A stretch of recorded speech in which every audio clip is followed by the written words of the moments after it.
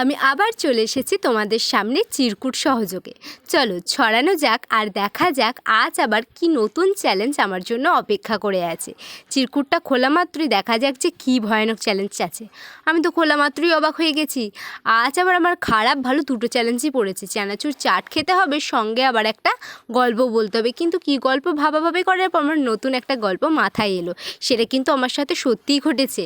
তো আমি বলি সেই গল্পটা, তোমরা শোনো মন দিয়ে। আমার না নিজের একটা দাদা আছে, সে বয়সে আমার থেকে অনেকটা বড়, কিন্তু মাথাতে মনে হয় আমারই সমান। মানে এখনও আমরা সেরকমভাবে ঝগড়া করি, সেরকমভাবেই মারপিট করি। তো সেই সম্পর্কিত একটা গল্প তোমাদেরকে বলি। আমি যখন ছোটো ছিলাম না, দাদা আমাকে প্রতিদিন বলতো ওর পিঠের ওপরে দাঁড়াতে। আর আমি বলতাম যে আমাকে যদি চকলেট দিস তাহলে আমি তোর পিঠের ওপরে দাঁড়াবো, তা নাহলেও কিন্তু নয়। এবার ও বলতে হ্যাঁ হ্যাঁ দেবো দেবো, তুই দাঁড়া না। কিন্তু প্রতিবার পিঠ টেপার পর বা পিঠে দাঁড়ানোর পরও কোনোবারই আমাকে কিছু দিত না, আর আমি বারবার রেগে যেতাম। তারপর আমার মাথায় একদিন একটা বুদ্ধি খেললো। কী বলো তো, আমি ওর ফোনটা পেলাম আর ওর ফোনটাকে সুইচ অফ করে লুকিয়ে রেখে দিয়েছিলাম। তারপর পরে পিঠ টেপা হয়ে গেলে ও বললো ফোনটা দে তো একবার। দিত, আমি ফোন খুঁজে পাইনি, অবাক হয়ে গিয়েছিলাম।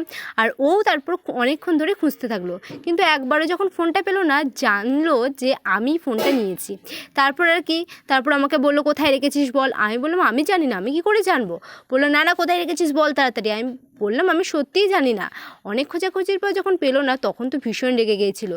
আমি বললাম আমি তোকে দেবো, কিন্তু আমার জন্য এক্ষুনি বিরিয়ানি অর্ডার দিতে হবে, তা নাহলে কিন্তু আমি তোকে দেবো না।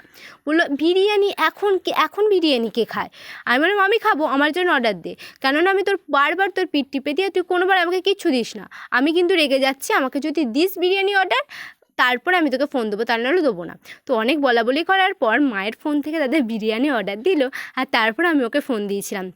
মাও কিন্তু বলেছিল ঠিকই করেছিস, এরকম কাজ মাঝে মাঝে করতে হবে, তা না হলে ও তোকে কিছুই দেবে না। তোমরা কে কে দাদার সাথে এরকম মজা করো কমেন্টে লিখে জানিও। আর কার কার দাদা আছে তাও লিখে তোমাদের পছন্দ মতো একটা ইমোজি দিও। আর এই দেখো আমার চানাচুরের চাট কিন্তু তৈরি হয়ে গেছে। আমার খেতে কিন্তু ভীষণ ভালো লেগেছে। কেমন লাগলো ভিডিওটা, গল্পটাও কেমন লাগলো বলো। বাই।